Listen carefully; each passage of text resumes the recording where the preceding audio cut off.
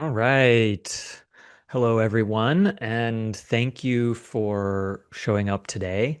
I've got a fun one in store today. As the Whisper Frame is giving me away, I was working right up until this started, trying to get prepared for doing a build here, and I was having quite a few authentication errors, as the Whisper Frame is indicating.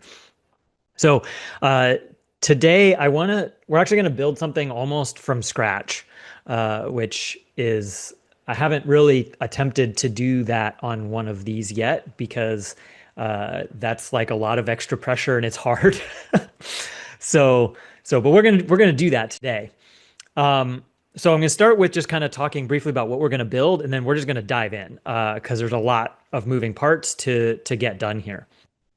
So this was actually an idea from one of our staff members the other day, who's been at a conference this week, and they were throwing out the idea that it might be fun when you're at a conference, especially one that isn't a GIS centric conference, to have a like a kind of a game where somebody could describe where they're from, for example.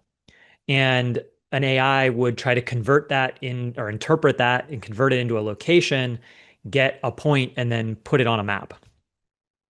And so we're going to try to build that. It's actually kind of similar to the Anywhero, which is this device right here. The way this device works is you press that little blue button that you can probably barely see. Oh, it's kind of hard to do that backwards. That blue button right up there. Um, you press that blue button and you say something and it records like for 5 seconds or so. It takes that, sends it to an AI to get a transcript of it, and then sends that to a large language model to try to convert it into a location. And then it sends that location to a geocoder to try to get an XY, and then it spins the arrow around to try to point in that direction. So that was all kind of very specific to that device. And so what we're going to try to do today is build a simple version of this using almost all configurable apps. If we have time at the end, we'll do an AI code generated app. But my goal is to see if we can build the workflow for this. Um, that's really the bit here. So what I'm going to do is share my screen. And we're going to get started here. Where's my desktop? There we go. Okay, so we're going to start with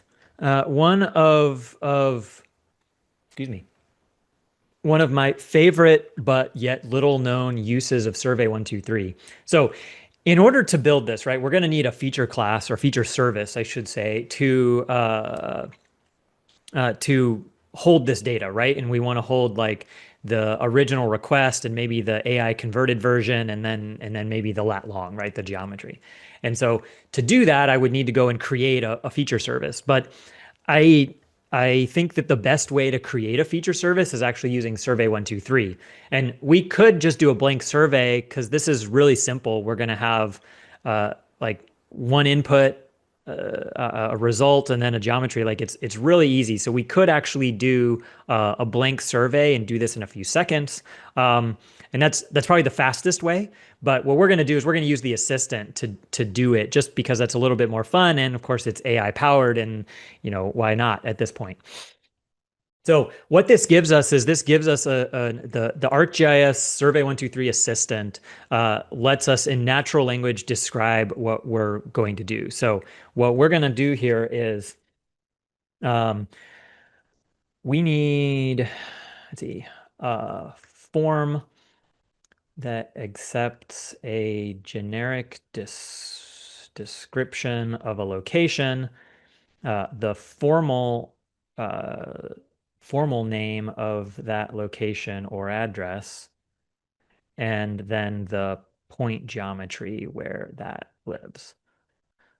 I'm not sure what it's going to do with this. We'll see how it works. So we've got yeah, okay. So it basically has got three things. We've got general description of location, like a small pond near the north edge of the park. Yep, nailed that.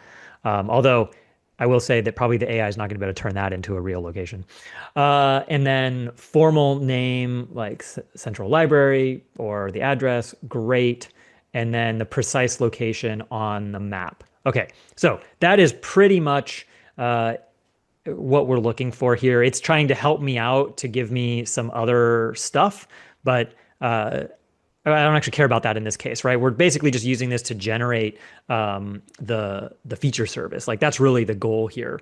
And I really love this trick because one thing that I'll often do is I'll go to like Claude and have an extended conversation about what I'm trying to do and the data that I might want to collect and have it create that list and drop that list into the agent here and then have the agent build the form. And even if I don't build the form, it's going to build the feature service for me. And so that's actually what we're going to do here is we've got our general description, formal name, and then the point on the map. So that's basically what we want. I'm going to hit the publish button here. Yes, I want to publish it. I should have checked the schema before I did that. I'm used to having the schema button on this workflow, but probably this is going to be simple enough that there's not much variation in what's happening here, and so it's probably fine. So again, just to recap, we're doing this basically to make the feature service, and then we're going to manipulate the feature service in our workflow. So while that's working on the publishing, I'm going to go over here and kind of introduce you again to one of my favorite tools right now, and that's N8N, like November, the number 8, November, N8N. And this is kind of like it. I mean, it's a workflow. It's a workflow app. It's very much like Zapier or like Make.com, formerly Integromat a long time ago, or Power Apps, Power Automate, like those kind of workflow generation systems or workflow execution engines. And so hopefully that comes across right here in that we can do things like we can define a webhook. And so this webhook here, if we go look at it, I did this. This is one of the things I did right before is I defined it and I ran it in the console over here to get a test data set. And so my test data is Statue of Liberty, right? So basically this webhook is just handling the request. And I could hook this up to a Survey 123 form, or I could hook it up to a web app, which is what we'll do at the end if we get all the way there. So our full architecture here is we're gonna have a web app where a user can type in where they're from or a description of their location, or maybe like a fact about where they're from. Like, Portland has the smallest park in the world, right? And so I could just describe that as like, I'm from the city where the smallest park in the world lives. And AI should be able to convert that into Portland, Oregon, and then geocode that to get an actual location. And so basically what we would build is that web application that handles that form submission and then the map. So you can see where people are from at the conference. Okay, hopefully that's all making sense at the moment. And so this kind of is mimicking that. This is where the web app would submit the data in order to process it. It's also a very common integration, so I thought it would be nice to show as like hooking up to a Survey 123 to process data afterwards. You do that with a webhook. Okay, so we got that data. We got our request in, and I built us some scaffolding ahead of time so that we had a few odds and ends. This first one is a node in our workflow here, which retrieves our ArcGIS token. So it logs in and gets a token back. You could use an API key instead. Yeah, those are really your options. Is you can authenticate to get a token, or you can use an API key. I'm using authentication to get a token because I was struggling with the API key permissions. I could not get it to work in my ArcGIS Online account, and so I just tossed that out a few minutes before we got on and went with this because it works and it's straightforward. But the API key should work. It just, in the scramble to get ready for this, I couldn't figure out which switch to flip. Um, so we get our token and then we can make a request. And this one here is where kind of the magic happens that we're going to hook the AI up to. And this is we're doing a geocode. So we're talking to the geocode API here, and we're passing in single line Statue of Liberty. And so if I hit execute on this, you see it goes and gets my token. That's great that that's visible for all of you to see. I'll have to make sure I change things. But this is the result from that, right? So I get my one candidate because I asked for just one result. So it gave me the Statue of Liberty and it gave me a lat long, which is really what I care about. And then our goal is to take that and update a feature service. Okay, so going back to our node here. So the first thing, we have our webhook, and our webhook gathers our query, right? So Statue of Liberty in this case. We want to take the result of that and we want to pass it into an AI. So we're going to hit the little plus sign here. We're going to go to AI and we're going to add an AI agent. And when we add an AI agent, you see on the left, it's telling us what was before. And then in the middle, we configure that agent. So what I'm going to do is I'm going to change this to define below because we're not having a chat with our user. We're just taking in a piece of data and processing it. So our user prompt is going to be something like, let's see, this is going to be an expression and well, let's just type in it. It's a little bit easier. And then we'll fix that. So this is going to be something like the user's location colon, and then we're going to go grab our parameter here and we're going to drag it into the box. And you see it converts that to a little expression for us where it's basically extracting that out of our webhook request. So the user's location is json.query.q. So we're passing that into the AI. And now we need to configure a few more things. So we're going to configure the system message. And in this, you can see the default is you are a helpful assistant. In this system message, we want to describe what the AI agent is going to do. So in this case, we want to take a user's location and convert it to a real place on the earth. So we're going to do something like you will be given a description of the user's location. Convert that into an actual place or address on the earth that can be geocoded. Output only the final answer. Right. Okay. So we could get a lot more complicated with this, and actually a really easy cheat code for this is take this, go to your model of choice and ask it to build you a system prompt from this information, and it'll build you a much more complete system prompt. So better for production, but this probably will get us by in this example. So now down here at the very bottom, we have to configure one thing. We have to configure our chat model. So I'm going to hit plus here. And I'm going to use Anthropic for this. This is my favorite model right now. We're going to pick Sonnet 4.5. That's the smartest one. You can see I already have my Anthropic API key saved. So it just knows that and I'm good to go. And so there are other options that I could put here, but we're not gonna add any of these right now. We're gonna leave the defaults because what we're doing is pretty straightforward. So we're going to go back into our agent here, and we're going to execute this step to see what it converts Statue of Liberty into. And we're going to get an output here. Okay, so what we got is Statue of Liberty, Liberty Island, New York, 10004, United States. Hopefully that's the zip code. I don't know if it's right or not. But what we're going to do is we're going to pass this into the geocoder. Okay, so now we're going to go back to our workflow here, and this is getting a little messy, but we're about to clean it up.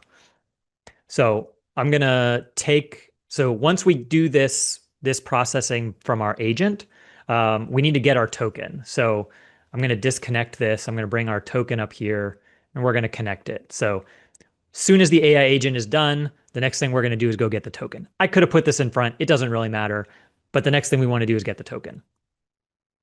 The thing after that that we want to do is we want to make our request to geocode. So we're going to open up our geocoder here, and I'm actually going to rename this to geocode so that we get slightly less confused. Okay, and now I'm going to say execute previous nodes. And what that does is execute the things behind it so that we have reference. So you can see here's my token, but I can also go back to the agent and I can get this output. So now we're going to go to single line here. We're going to delete our static value. We're going to grab this and put it right here. And then we're going to hit execute. And this is going to call our geocoder. And you see it gets our candidate of the Statue of Liberty and our location. So it was perfectly happy with this longer description that the AI came up with. Okay. So one thing you all should be thinking about while we're doing this is what's another test? So I use a very simple one, Statue of Liberty. We could, so here's actually, let's go back and let's make this more fun. Let's go back to the webhook. So here's my slightly more fun version. So I'm just hitting edit here so that I can edit this saved example so we don't have to repost it. Instead of Statue of Liberty, I'm going to say big green lady. That's obviously the Statue of Liberty, I think. So if we come back and now we can rerun our AI agent here, you see it's off doing that, making that request. And if we click on this, we can see our output is Statue of Liberty, New York, New York. So totally nailed that. If we go ahead and we go into the geocoder, I'm going to hit this and it totally nails it. So for testing, we're going to need some other examples. So when we get this all wired up here, we're going to need more examples. So what I want all of you to think about is what are some fun examples that we could put into this to see how it behaves. So it could be the name of your favorite restaurant. It could be an obtuse description of where you live. It could be something like Big Green Lady or Upside Down Parabola or something like that. So drop some examples in the chat here, and we'll try it out with a couple of different ones that you all come up with, just to kind of see how it does. Okay, so the next step is we need to get this result into a feature service. Okay, N8N does not have a connector for ArcGIS today. So we have to write some code to do it. And this is one of my favorite parts about N8N is that it gives us the ability to just drop in JavaScript in the middle to do things. So I like this. This is what makes N8N so powerful. And I will confess that a lot of the proof of concepts or demos that I do with AI these days, version 0, like that proof of concept to see if this works and to test it out, is built with this. I don't write code. I do it here. And I do it because it's incredibly powerful, straightforward to do, and I can add code when I need to. Excuse me. Okay. So now I have a new problem.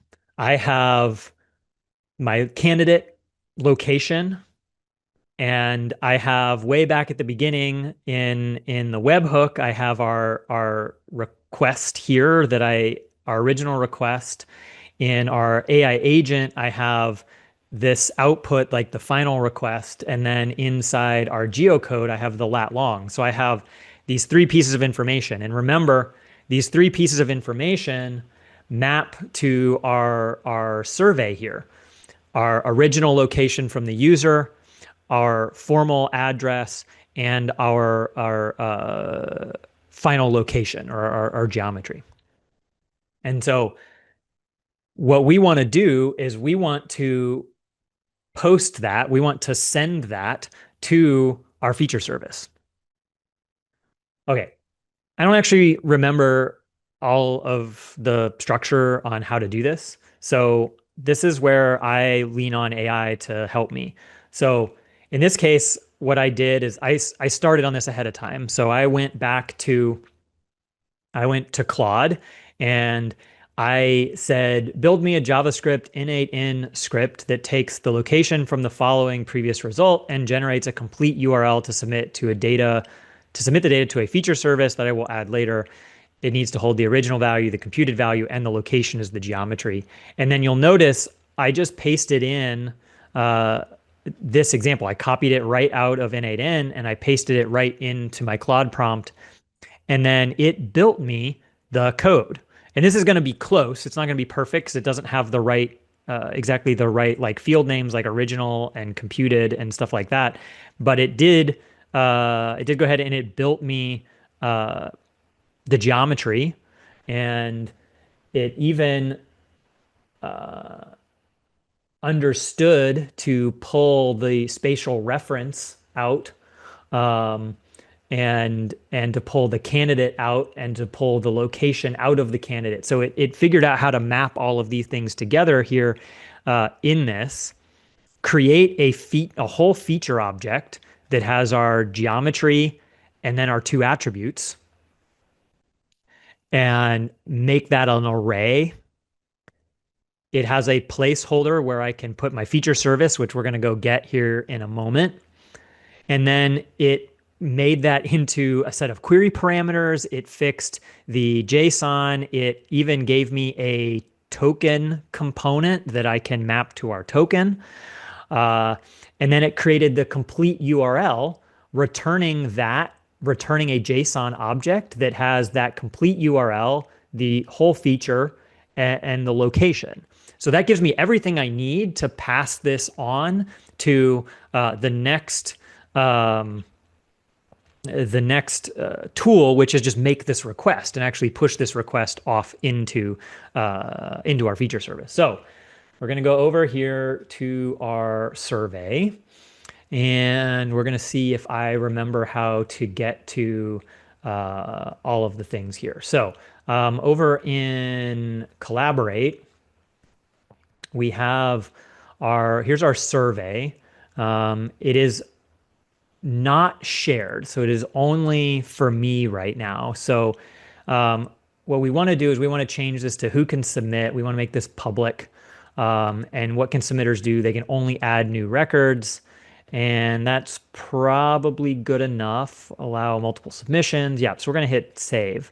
So what this does in the background is it's actually creating the view and handling all of the permissions for me on this layer. So if I go over to my content, actually, what was this? Untitled survey 3. Okay, so survey 3. Oh, where did it put that? Go look at all of my data, all my content.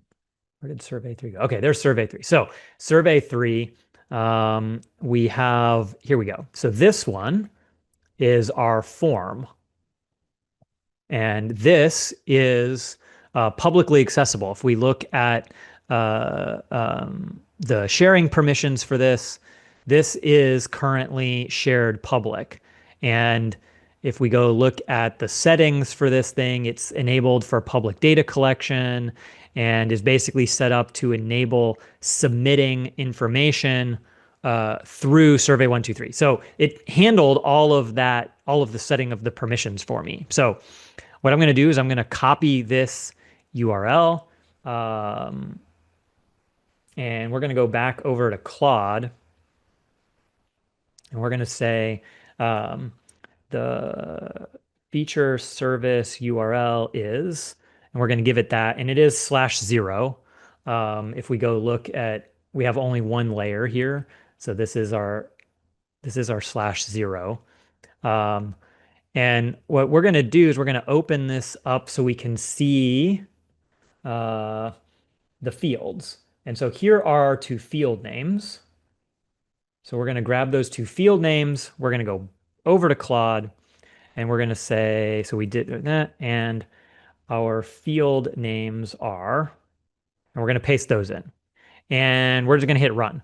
And so it wrote that the first version of this code chunk here, and now it's going to go back and it's going to tweak that using the URL that I gave it and those field names, and we're going to see how it does. I think it's actually going to do quite well, but we'll see what happens here. So just kind of looking at the code while it's still writing it, looks like yes, it did update the feature service URL to the thing that we're doing.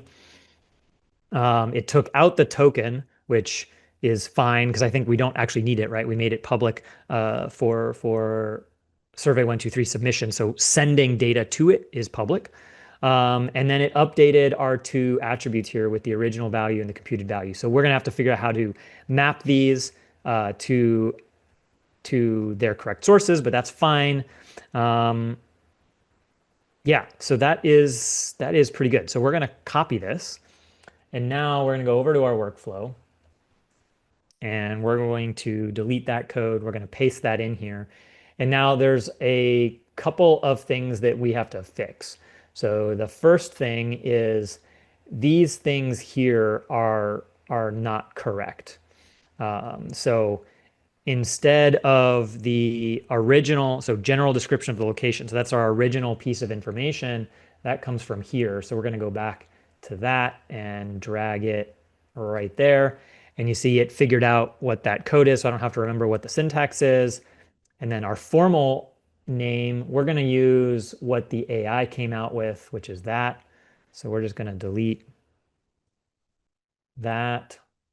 And we're going to pull that in here.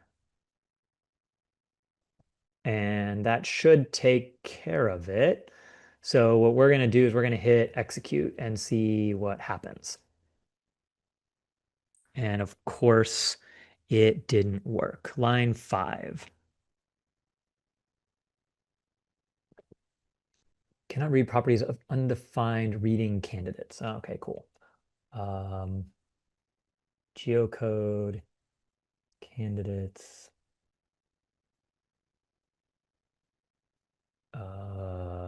Cool. Geocoding result.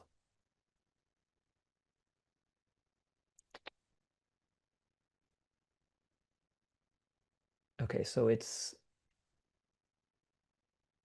this that's okay. So this is what's wrong. So let's just grab candidates and drop it in here and see what it looks like. So input first dot JSON dot candidates. Okay, so we're close. So I did mess up. So we're gonna grab this.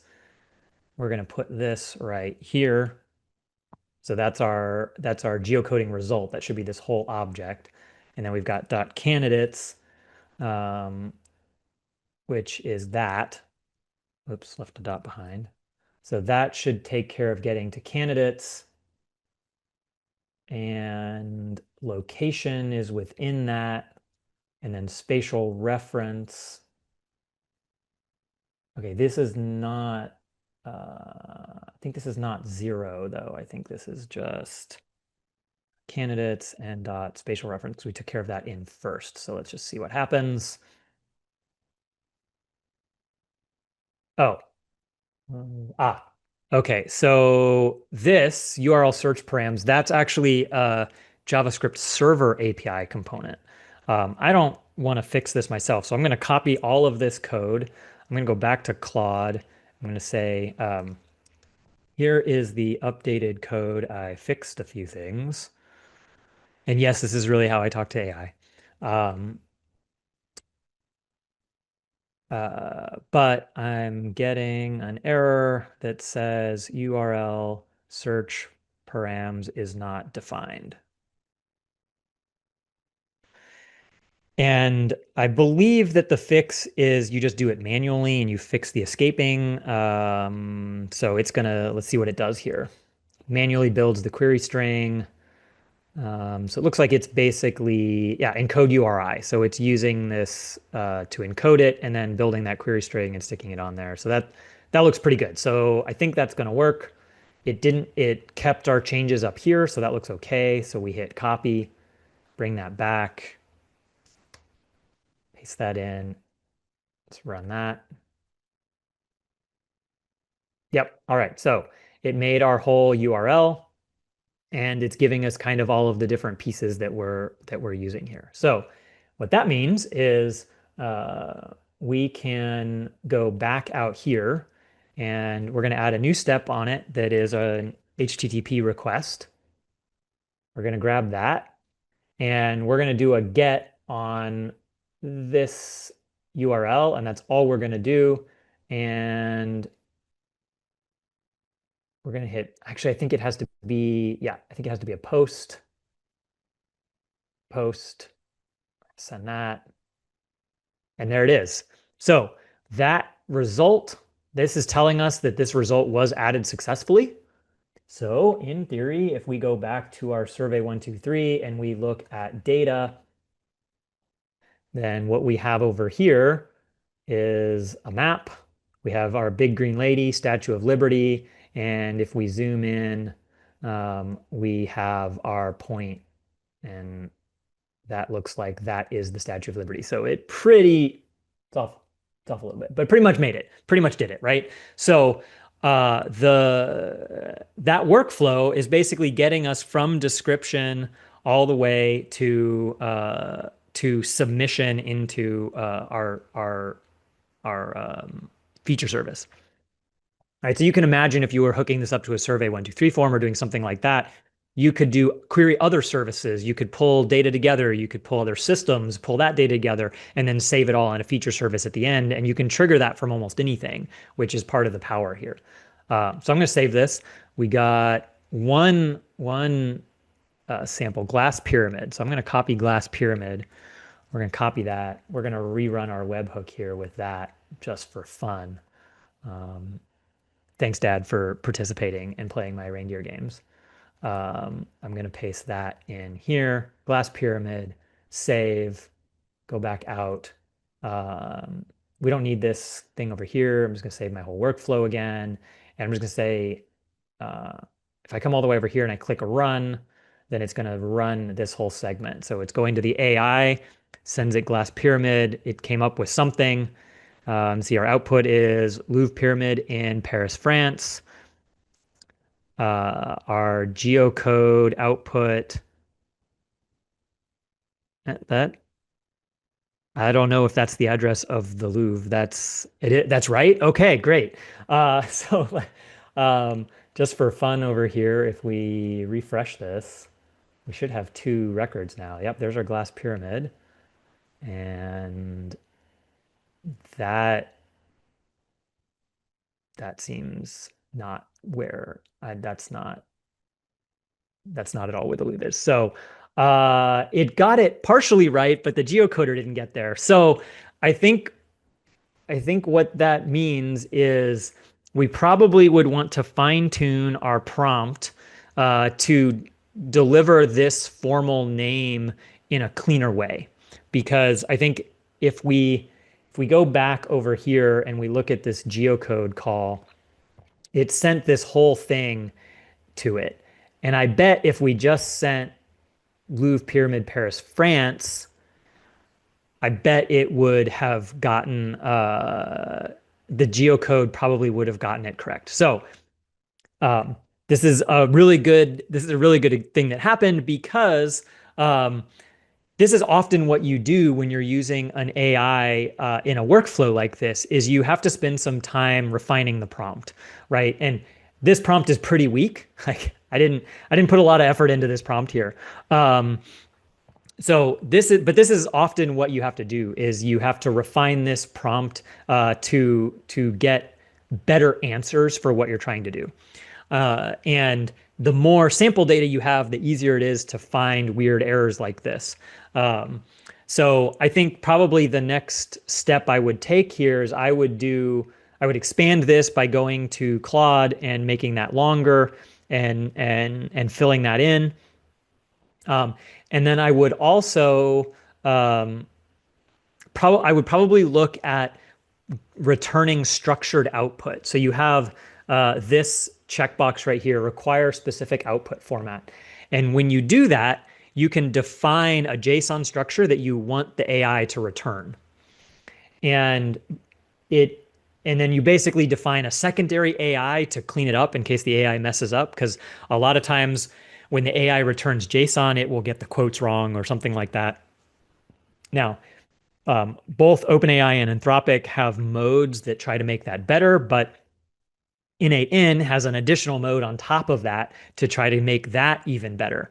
Uh, so that basically that would probably make this a lot stronger. Um, so we have a little bit of time. I do have some questions I want to answer. We have a little bit of time, so we're going to do one quick experiment. Is I'm going to come over to Claude here, and I'm going to just do another new one. And I'm going to say, expand this system prompt to build an AI agent that uses one shot to process a description of a location into a value that can be geocoded. I'll give it what I have, and we're just going to let it do this. So one kind of tip I have when you're using an AI to generate a system prompt for an AI is use the one that you're going to use. So if in this case, in my workflow, I'm using Anthropic Claude, so I'm going to write the system prompt with Anthropic's Claude. If I was using ChatGPT, I would use ChatGPT to write the system prompt. And the reason for that is one, they're built for that. And I guess that's really the main reason is they're built for that. The providers of the models spend time fine tuning their own AIs to write prompts for their own AIs. So the Anthropic employees and model designers actually spend time making it capable of designing its own system prompts. So that's a specific task that it's good at. So I'm going to grab, I'm going to grab this. I guess I'm just going to copy this whole thing and just paste it in, and we're going to see if it gets any better. Error handling incident. I actually don't want it to. I don't want it to do error handling. I'm gonna say. I'm gonna stop right there. I'm gonna select this, paste it in.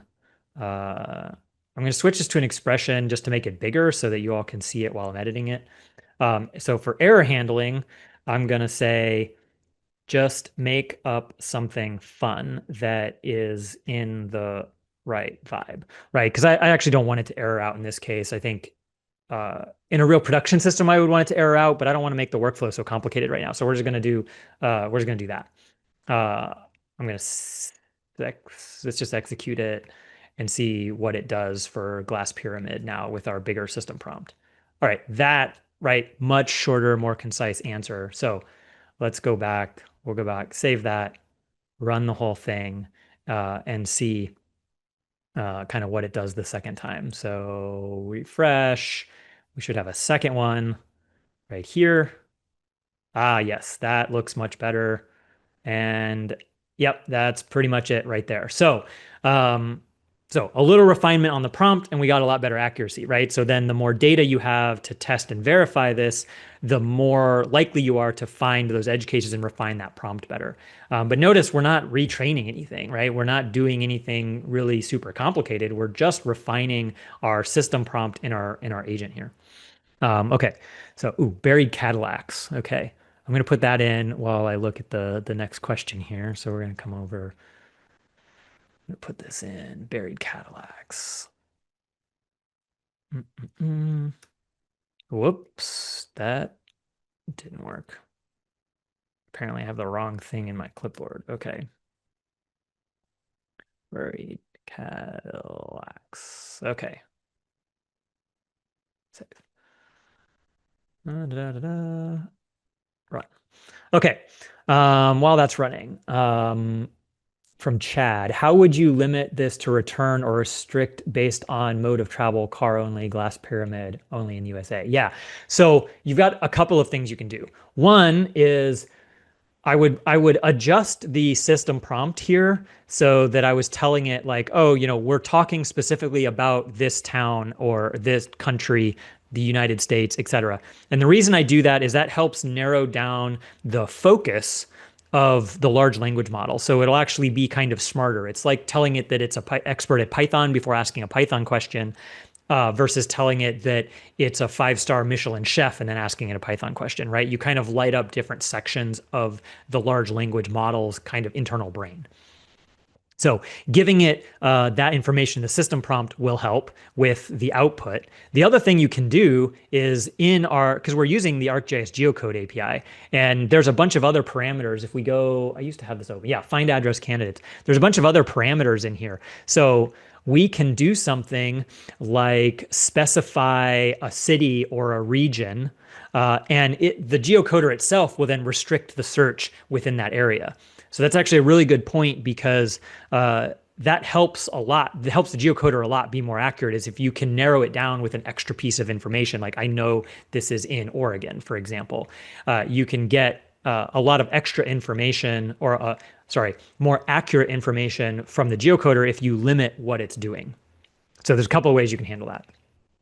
And from Dirk, is there an equivalent capability with field maps, looking to make field data collection more streamlined with XYZ since field guys don't always do everything correct and having XYZ is very important. So there you can still process the data after it's submitted from field maps. You can do webhooks on feature services so that data that's brought in can be fired.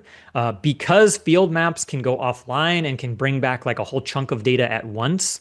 And the way I would probably do that is with a scheduled task so that every hour you run your N8N workflow and it goes and queries for data it hasn't processed, processes one record at a time, and saves the results. I will just a kind of a side note about N8N. Everything in N8N is actually processing in bulk. So this is a very simple workflow where we have a webhook that gives us one thing. But if you remember when we were doing our JavaScript code here, we were doing this thing like first. That's getting our one record. N8N is used to having many records. So you could have one N8N workflow execute on 10 records, for example, that were all submitted at the same time. So step one can be query the feature service to get the list of object IDs that need to be processed. There might be 10 of them, and then the rest of the workflow can operate on those 10 records like all together, basically. And so it becomes more efficient in the workflow, and you don't have to run one for every single record. You can kind of run them in bulk. The other thing is if you got, oh, well, that's in person in Portland. In February, we're doing a field maps specific thing. Maybe in one of our webinars, I'll bring some of those field maps learnings to a live stream so that we can talk about field maps in particular. But yeah, you can still process from field maps. Again, the way I actually want to do this if I had more time is I was going to go to my app builder here and I was going to just have it build this app that talks to this. And I may still do that real quick while we wrap up and answer questions. Yeah. Okay, let's see if buried Cadillacs got us anything here. Buried Cadillacs, Cadillac Ranch, Amarillo, USA. That sounds like it's the right thing. Is that actually the right thing?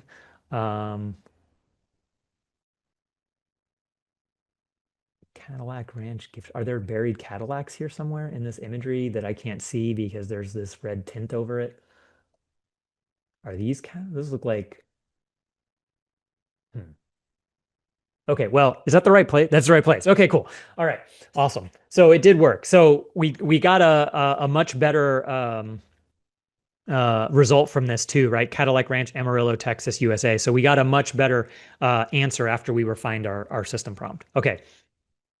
So we got 15 minutes. So I'm going to try the app builder. I actually don't know if it's going to work. 15 minutes is cutting it a little bit close. But we're gonna do create an app and let's see. I want a form that collects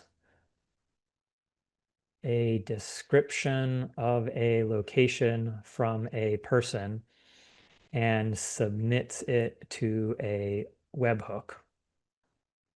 So we're going to go grab from our workflow. we go over to our webhook, we switch to the production mode, and we grab this and go back to our app builder and we say the URL for the webhook is, paste that in, and we say it should be a GET request with one parameter called Q that contains the person's description of a location. When the webhook returns, show a map that contains the layer. What was this? Had a stupid name, survey 3. Here we go. Results. So we're just going to tell it to use that layer. I don't know if this is actually going to get it done. We're going to try. Um, that was a pretty weak description of an app. But okay, so this is my custom app builder. You could do this with Claude Code. You could do this with lots of different tools like Cursor or really lots of different things. You could even just do it with another survey 123 form hooking to the existing thing and doing it in like a dashboard or experience builder or something like that. But basically what this does, it goes off, it reads what you wrote, it asks you some clarifying questions, and then it goes and builds an app. So let's see here. Should the map stay hidden? Let's say the map can always be visible. Webhook response. No, it just returns when the new point has been added to the layer. What happens when after the form is submitted? Show a progress dialog and then the map, or I don't know, streets. 5. It asking a lot of questions, you know? Layer display. Do you want all existing features in the survey? Just draw points as dots. I don't know. Good enough. Okay, we'll see if it works. Okay. While that's off cooking, there were a couple of questions that were submitted ahead of time, so we'll try to answer a few of those. Let me pull them up here. Okay. So the first question is, are there any methods currently available to use written language to describe geoprocessing steps and have it executed in Pro? The short answer is no. The long answer is kind of. What you can do, and something that Claude is actually quite good at, is writing Python scripts using geoprocessing data or using geoprocessing tools and cursors. So actually, just the other day, or just actually yesterday and today, I was working with a coworker where we were trying to process some data in Pro, and I wasn't using geoprocessing tools. I was using cursors to kind of read and write and update some data. And I had Claude write all of the code for that. And it didn't make mistakes. I made mistakes specifying what I wanted it to do or how I wanted it to do it, but it didn't actually make mistakes in generating the code. So from that sense, yes, you can absolutely use Claude to generate a snippet of code and then run it in like a notebook or a Python window or even a Python toolbox tool inside Pro. Dymaptic definitely uses Claude Code to build toolbox tools. So that's definitely possible to write that code using Claude. So the answer is kind of. My biggest tip there is when you do when you use Claude to do something like that, to write like a Python script or an arcade script, if you give it the name of the layer, the list of field names, you give it metadata about the layer, it's much more likely to do everything right the first time. And then you will have to do less editing of the code. But it can do stuff like that, but it can't directly run like geoprocessing steps to build like a model builder model. That doesn't exist.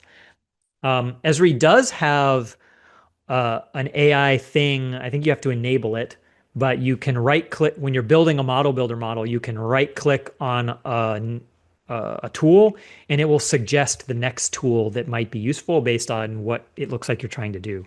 But uh, I give that kind of a medium on its capabilities right now. Okay, second question. Can AI help us build and deploy utility network and migrate our data to the UN Foundation models? Yes and no. Um, First, there's no silver bullet on this. I will say I have like at dymaptic, we don't really do utility network. We support it, but we don't do data conversions for it. It's one of the basically the only Esri thing that we don't do. And but I do have some friends and partners that do that kind of work. And they do use AI to do things like help standardize domains and standardize data and kind of clean up different bits of data during the data conversion process. Um, and so the answer is kind of because they have kind of this these set of tools that they've built over time uh, to help streamline the process of standardizing and getting data into the structure it needs for like the UN Foundation model, for example. Um, but so yes, it can help. It can also help with writing like Python scripts to do the conversion of the data from A to B. And that's definitely one way I would do it when I do data conversion projects. I like to do it with scripts so that everything is repeatable. And that gives me the capability at some point in the future to do like a cutover where I can run everything on my current production system to generate my new production system. And I might do that over a couple of days to go from the old production to the new production, or I might be able to stage that. But I definitely try to automate that process with scripts and model builder tools and things like that. So, uh, yeah, I think yes, the answer is that uh, it is useful. It can help write scripts. It can help do automation. It can help build the processes that go into that. But there isn't kind of a pre-built AI tool that can get you from where you are into utility network. So a long way to say is like it's a useful tool in the process, but it's not gonna be able to do it for you. It's just not there yet. Like the AI tools just aren't there yet. It can build really complex apps. It can help you brainstorm and think about how that data conversion might work, but it's not gonna be able to do the whole conversion for you, and at least not yet. Um, that did kind of remind me though, one thing that I use frequently, um, I use AI to do frequently is brainstorm. So I might go in and say, as I have this data, I have my data model. I work for this place, and we have a utility network, and we want to, or we don't have utility network. We want to convert to utility network. Help me think about how I'm going to execute this process and ask me 5 questions or ask me questions to help me brainstorm. And it'll spit out those questions. You reply with those answers, it gives you new questions. Reply with those answers, gives you new questions. And you can kind of keep this going, and it kind of helps the brainstorm process, helps keep you engaged, helps you walk through it, think about things that you wouldn't have thought about before. And then once you're kind of done, you just say, okay, great, write this up as a summary report for me that I can use to do what I'm going to do. And that process actually works really well. I use that probably almost every day to do something.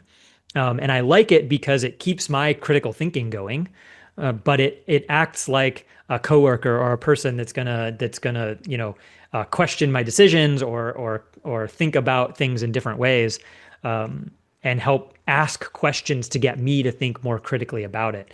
And I think that's something that AI is really good at, especially if you don't have a coworker that you can call at the time because they're all busy or it's late at night or whatever. It's there 24/7. Um, at least as long as the cloud providers are up. And I think that's actually really powerful. And so I will often do that. Um, oh, it looks like this built. Let's see if it did anything. Mm, this makes me nervous. The fact that the AI debug is yellow up here tells me that something is messed up. See if we have some errors. Oh yeah, so it did something. It messed up importing a feature layer. Oh yeah. Okay.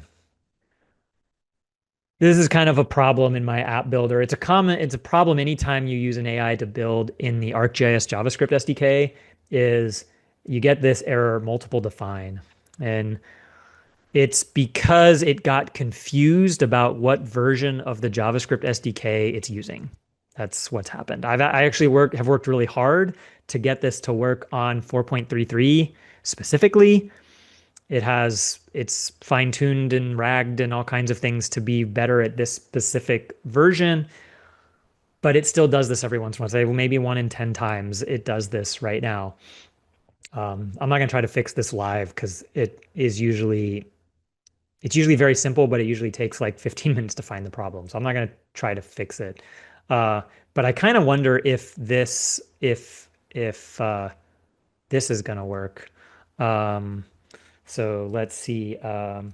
City with the smallest park in the world.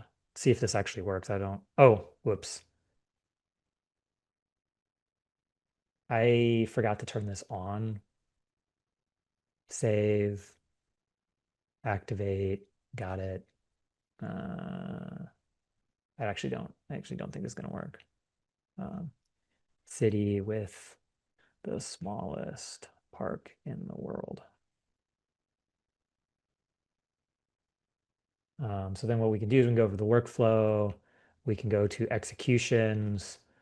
And no, it did not actually submit it because it would show up. There would be an execution right here that just happened at 11:56 or 11:55 and it didn't. So nope, that there's an example of AI not working live in a demo. It's probably really close. I might play with this a little bit afterwards to see if I can get it to work because it's probably close if I got a few things fixed up, um,